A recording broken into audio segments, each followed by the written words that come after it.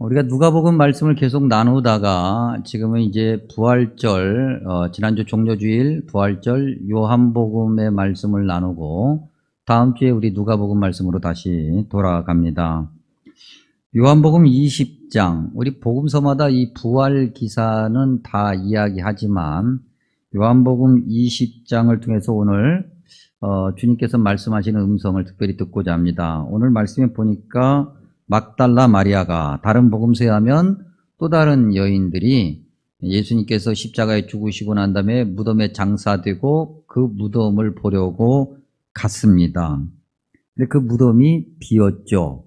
그리고 난 다음에 제자들, 요한복음에 의하면 2명의 제자, 베드로를 포함해서 2명의 제자가 그 무덤으로 가서 이제 그 빈 무덤을 확인하는 내용이 오늘 우리가 읽은 본문에 기록된 내용입니다.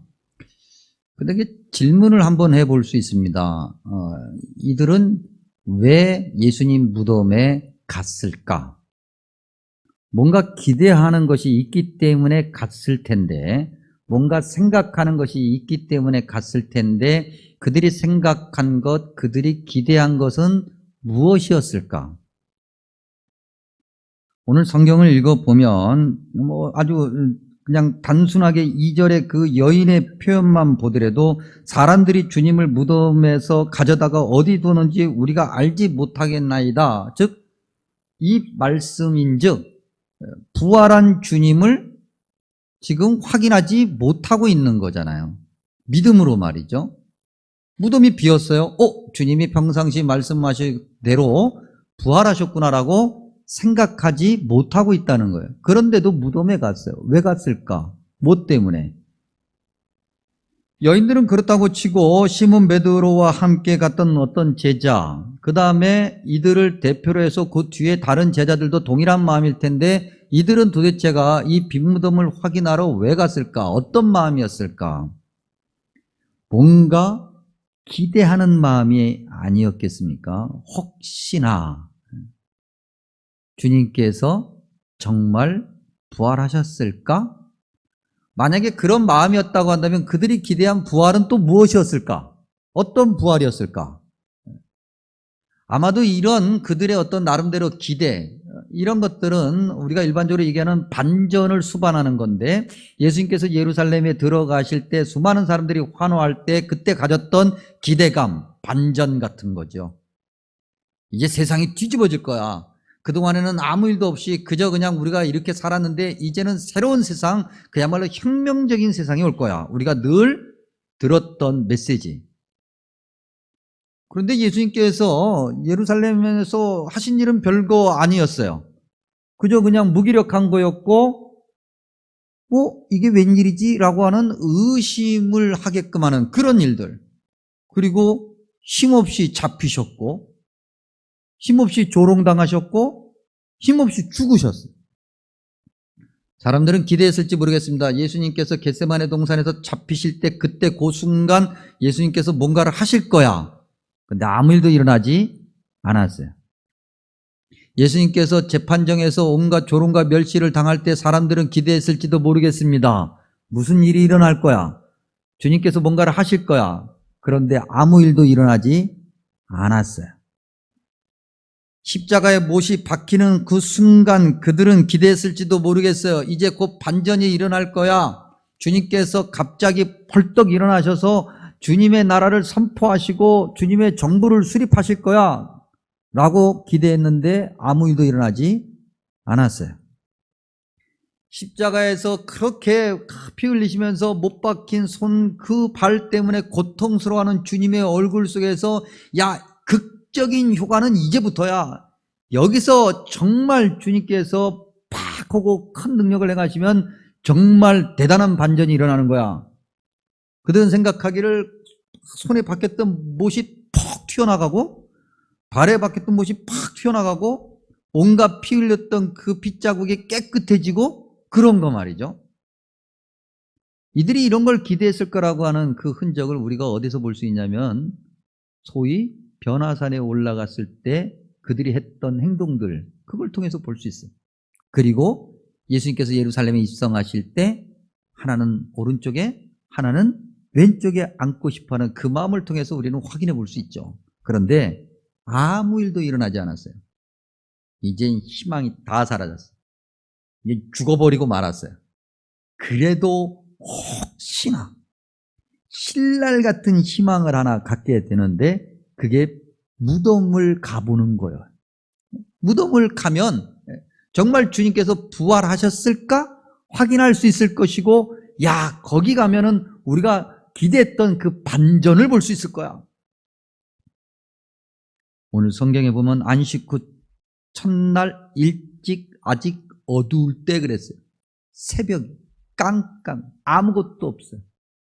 어쩌면 그렇게 그 시간과 딱 어울리게끔 그야말로 무덤에 아무것도 없어요. 어떤 반전이 일어나지도 않았어요.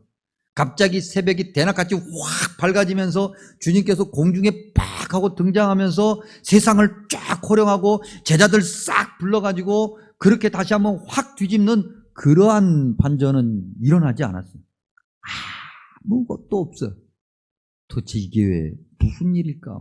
왜 이렇게 아무 일도 안 일어날까? 무엇보다도 성경은 이게 뭐라고?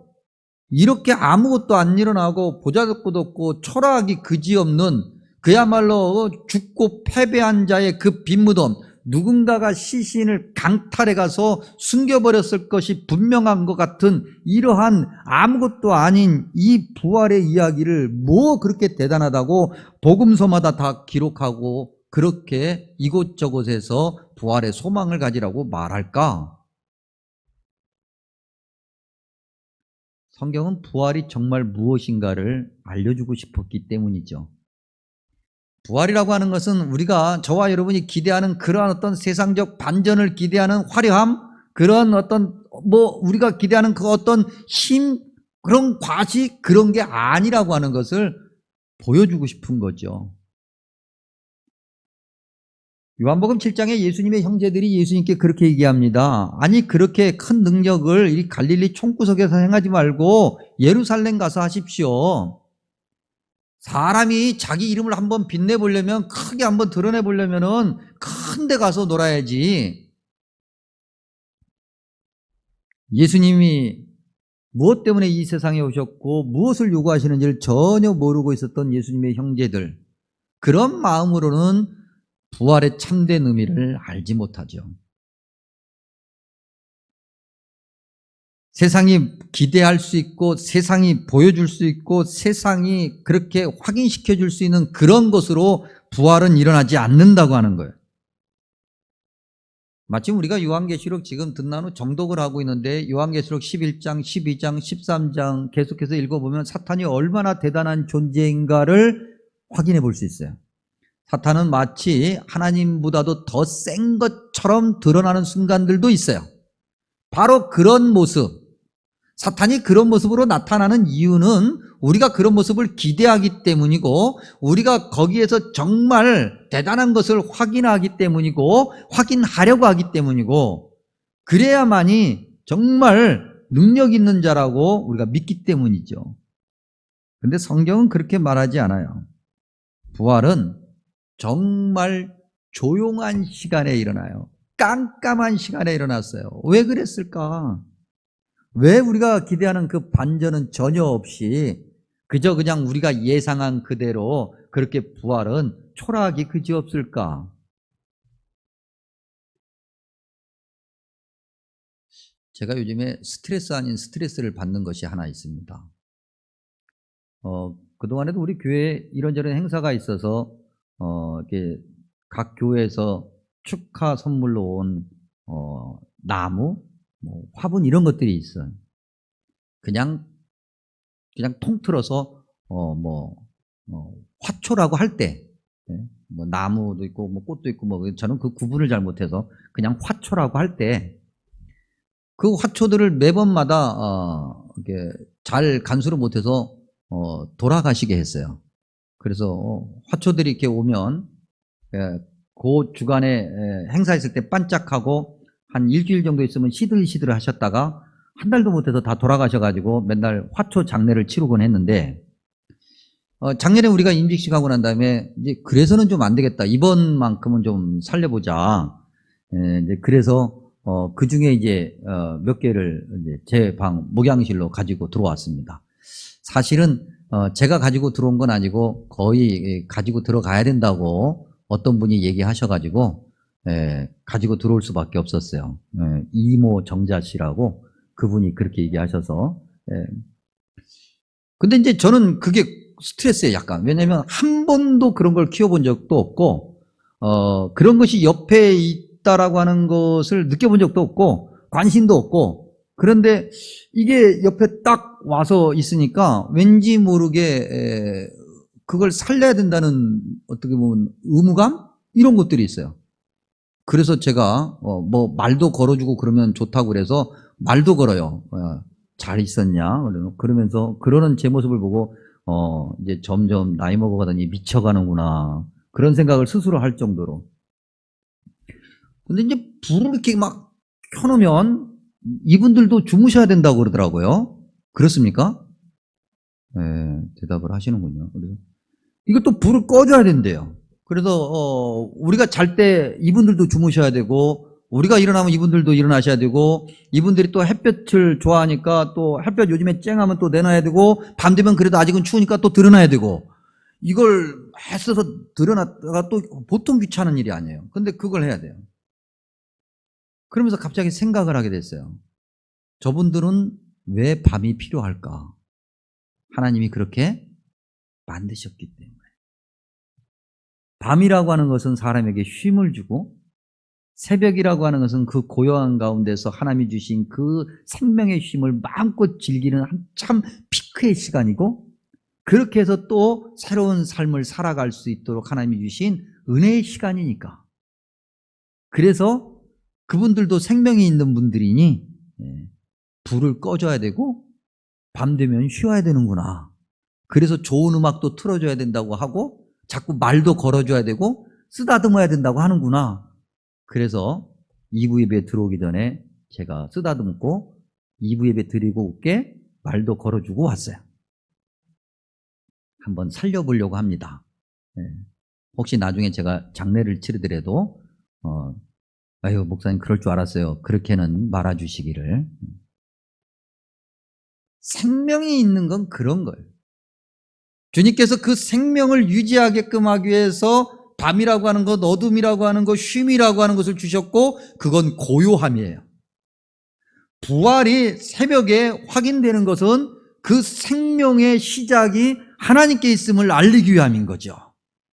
고요함, 쉼이 곧 하나님의 생명의 시작이고, 그 생명의 시작을 많은 사람들이 이제 누리기 시작한다는 것을 알리기 위함이에요. 그래서 주님은 수시로 새벽이든 낮이든 한적한 곳, 조용한 곳에 가서 생명의 쉼을 느끼며 그렇게 성부 하나님과 교제하셨어요. 그러니 그 생명의 쉼의 시간은 온전히 하나님과만 함께하는 시간이고, 하나님을 깊이 묵상하는 시간이고, 하나님을 깊이 묵상하다 보니 이 부활의 자리까지 오게 된 그 어떤 과정을 생각하게 되는 시간이에요. 그건 십자가의 길이었죠. 십자가의 길이 아니면은 부활의 자리에 결코 올 수 없다라고 하는 것. 세상은 여러 가지 반전을 기대하면서 이래야 된다고 저래야 된다고 이야기하지만 그저 묵묵히 조롱과 멸시 가운데서 그렇게 주님이 원하시는 그 길을 가야만이 부활의 자리, 생명의 자리에 갈 수 있다고 하는 것. 그래서 부활은 새벽에 초라하게 보이는 모습으로 우리에게 다가오는 거예요. 세상에 의해서 방해받지 않고 오직 주님만을 생각하면서 마음의 사랑으로 꽉 차지는, 마음이 사랑으로 꽉 차지는 그 시간 말이죠. 사랑했던 시간을 기억하십니까, 여러분? 지금도 사랑하고 계시지만 첫사랑 그때를 기억하시나요? 우리 어른들은 지금 하나도 처음에 신혼 때 그 어떤 떨림과 감격을 기억하십니까? 질문을 바꿔보겠습니다. 요건 아무래도 올바른 질문은 아닌 것 같아. 예, 요건 다른 질문. 그러면 주로 어머니들이 여기 본당에는 주로 어머니들이 계시니까 첫 아이를 낳고 그 아이가 응애할 때 그 모습을 보셨을 때 그 기쁨과 감격을 기억하십니까? 예, 그건 고개를 끄덕거리시네.